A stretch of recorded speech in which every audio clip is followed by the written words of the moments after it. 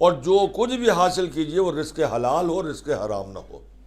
جائز ذریعے سے رزق حلال حاصل کرنے کی کوشش کیجئے، اللہ اسی میں برکت دے گا اور آپ کی غریبی دور ہو جائے گی، آپ مالدار بن جائیں گے۔ اللہ کا وعدہ، رسول کا وعدہ، امام کا وعدہ۔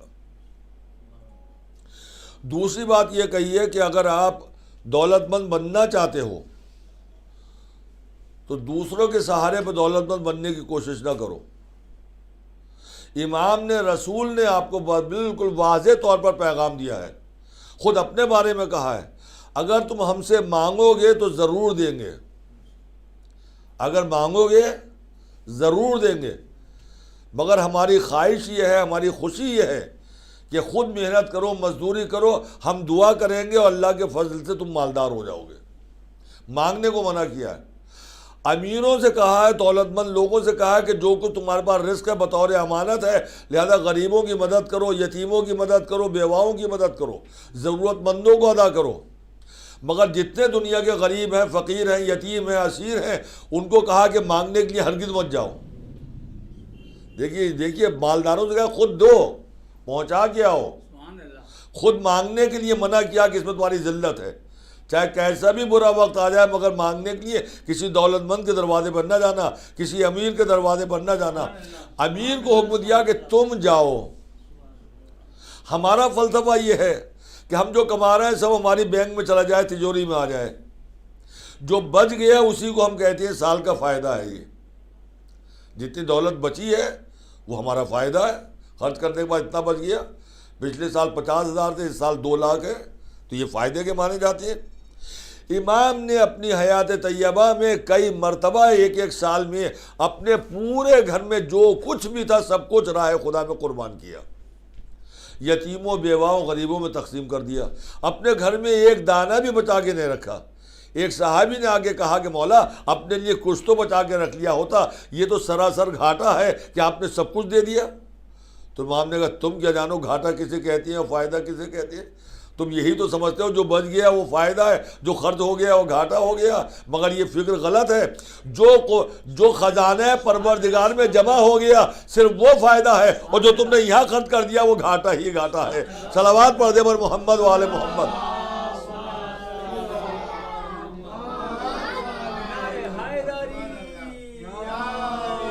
جو خزانہ پروردگار میں جمع ہو گیا بس وہ فائدہ ہے، اور جو یہاں رہ گیا وہ صرف گھاٹا ہی گھاٹا ہے، اس کا حساب میدان محشر میں دینا ہی پڑے گا، دینا ہی پڑے گا۔ امام نے بالکل واضح طور پر ہماری قوم کو یہ حکم دیا۔ دروازے پر ایک سائل نے آواز دی، مولا میں غریب ہوں، فقیر ہوں، سائل ہوں، آپ کے دروازے پر آیا ہوں۔ امام اس وقت دسترخوان پر بیٹھ چکے تھے، اہل خانہ دسترخوان پر آ چکے تھے، مولا بسم اللہ کہہ کے لقمہ توڑ چکے تھے، تبھی سائل کی آواز آئی، میں غریب ہوں، فقیر ہوں، سائل ہوں، مدد کے لیے آیا ہوں۔ مولا کائنات نے اپنے لقمے کو دسترخوان پہ رکھ دیا۔ اس نے کہا مولا میں سائل ہوں، غریب ہوں اور آپ کا شیعہ ہوں، آپ کو سوال کرنے کے لیے آیا ہوں۔ مولا نے وہ لقمہ جو توڑا تھا وہ دسترخوان پہ رکھ دیا اور بے چین ہو کے کھڑے ہو گئے۔ ارے میرا شیعہ، یہ نہیں کہا کہ میرا دروازے پہ کوئی غریب آیا ہے، کوئی سائل آیا ہے، کوئی یتیم آیا ہے، نہیں، یہ کہتے ہوئے مولا دروازے کی طرف دوڑے، ارے میرا شیعہ آیا ہے، ارے میرا شیعہ آیا ہے، ارے میرا شیعہ آیا ہے۔ دروازے کو کھولا اور دروازے کو کھولنے کے ساتھ ایک دم اسے سلام کیا۔ آج تک آپ کے دروازے میں جتنے فقیر آئے ہیں کسی فقیر کو آپ نے سلام کیا ہے؟ یہ آپ کا مولا ہے کہ سائل کو یہ موقع نہیں دیا کہ وہ مولا کو سلام کرے، بلکہ مولا نے دروازہ کھولنے کے بعد اس سے قبل کہ وہ مولا کو سلام کرے مولا نے اسے سلام کیا۔ اس کے بعد آگے بڑھ کے سینے سے لگایا، اس کی پیشانی پہ بوسہ دیا۔ اے مولا کے چاہنے والوں، اے شیعان حیدر کرار، مجھے بتاؤ آج تک کسی غریب کو، کسی سائل کو، کسی فقیر کو سینے سے لگا کے تم نے پیشانی پر بوسہ دیا ہو؟ یہ سیرت مولا کائنات ہے کہ غریب کو اپنی غریبی کا احساس نہ ہو، اس کو سینے سے لگا کے پیشانی پر بوسہ دیا اور اس کے بڑی عزت و احترام کے ساتھ اپنے ساتھ دسترخوان پر لے کر آئے، اپنے بازو میں دسترخوان پر بٹھایا اور اس کو بڑے عزت و احترام کے ساتھ اپنے ہاتھوں سے کھانا کھلایا۔ جب اس کی طبیعت سیر ہو گئی تو مولا نے خود اپنے ہاتھوں سے اس کے ہاتھ دھلائے اور جب وہ جانے پر آمادہ ہوا تو مولا نے اس کو اتنا مال دیا، اتنا مال دیا، اتنا مال دیا کہ کئی پشتوں کے لیے اسے کافی تھا، اسے کچھ کرنے کی ضرورت نہیں تھی۔ اور اس کے بعد میرا مولا اسے خدا حافظ کہنے کے لیے دروازے تک گیا۔ آج تک شیعان حیدر کرار مجھے بتاؤ کہ کسی فقیر کو اتنی عزت ہمارے دروازوں پہ ملی ہے؟ مولا دروازے تک گئے اسے رخصت کرنے کے لیے، بڑے عزت و احترام کے ساتھ اسے رخصت کیا۔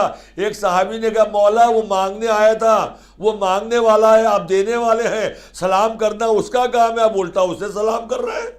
عزت و احترام کرنا اس کا کام ہے، عزت و احترام آپ کر رہے ہیں۔ دیکھیے صحابی وہی فکر ہے، ٹیڑھی فکر جو ہمارے گھروں میں پنپ رہی ہے، یہ 1400 سال پہلے پیدا ہو گئی تھی۔ صحابی نے مولا سے کہا مولا اس نے وہ لینے والا ہے، آپ دینے والے، اس کا ہاتھ نیچے ہے، دینے والے کا ہاتھ اوپر ہوتا ہے، لہذا سلام وہ کرے، عزت و احترام وہ کرے، آپ الٹا کر رہے ہیں۔ اس نے کہا تم کیا جانو، تم کیا جانو کہ عزت کسے کرنی چاہیے اور کسے نہ کرنی چاہیے؟ تم یہ سمجھتے ہو کہ میں نے دینے کے بعد اسے احسان کیا؟ مولا نے دیکھیے فکر بدل دی۔ ہر آدمی سوچتا ہے میں کسی غریب کو دے رہا ہوں تو احسان کر رہا ہوں، اس کی 7 پشتوں پر احسان کر رہا ہوں۔ اگر اس سے کوئی غلطی ہو جائے تو ہم ٹوک دیتے ہیں کہ ابھی پرسوں ہی تو آئے تھے، ہم نے تمہاری مدد کی تھی، پیسہ لے کے گئے تو ٹھیک ہوا، اب ذرا 2 دن میں وہ پیسہ ختم ہو گیا تو ہمیں برا بھلا کر رہے ہو، ہمارے سامنے گردن اٹھا کے کھڑے ہو۔ کہتے ہیں یا نہیں کہتے؟ ہماری فطرت ہے یہ۔ لیکن مولا نے کہا تم کیا جانو کہ احسان کسے کہتے ہیں؟ تم یہی سمجھتے ہو کہ اس نے ہم سے لیا ہے اور ہم نے اس کو دیا ہے تو ہم نے اس کے اوپر احسان کیا ہے۔ مولا نے کہا نہیں، میں نے اسے دے کر احسان نہیں کیا ہے، بلکہ اس نے میرے دروازے سے آ کے جو لے لیا ہے اس نے میری پشت پر احسان کیا ہے۔ احسان دینے والا نہیں کرتا، احسان لینے والا کرتا ہے۔ کیوں؟ اس لیے میرے مولا نے کہا ارے یہ نہ کوئی کمیشن لے رہا ہے نہ کچھ لے رہا ہے، اس دنیا کی دولت کو اس دنیا میں منتقل کر رہا ہے، تو یہ احسان میں نے کیا یا اس نے کیا ہے؟ آج یہاں رہتے ہیں، آپ ہیں تو یو پی ہی کے رہنے والے یا بہار کے رہنے والے ہیں، اپنے گھر پیسے بھیجتے ہیں، حوالے کے ذریعے سے بھیجتے ہیں یا بینک کے ذریعے سے بھیجتے ہیں، جس ذریعے سے بھیجتے ہو کمیشن دینا پڑتا ہے، چاہے کم دینا پڑتا ہو یا زیادہ دینا پڑتا ہو، کمیشن بہرحال دینا پڑتا ہے۔ تو کمیشن دینے کے بعد آپ پیسے ادھر سے ایک شہر سے دوسرے شہر میں منتقل کرتے ہیں۔ اور مولا نے کہا یہ فقیر جو تمہارے دروازے پر آیا ہے، سوچو تمہارا کتنا بڑا محسن ہے کہ تمہارے پیسے کو اس دنیا سے اس دنیا میں منتقل کر رہا ہے، اور اسے یہ بھی معلوم ہے کہ 1000 دو گے اسے 10,000 واپس ملے گا، اس کے باوجود نہ تم سے کمیشن مانگ رہا ہے نہ تم سے محنت و مزدوری کے پیسے مانگ رہا ہے، وہ مفت میں تمہارے پیسے ادھر منتقل کر رہا ہے۔ تو بتاؤ تم نے دے کر احسان کیا ہے یا اس نے لے کر تم سے احسان کیا ہے؟ صلوات پڑھ دے بر محمد و آل محمد۔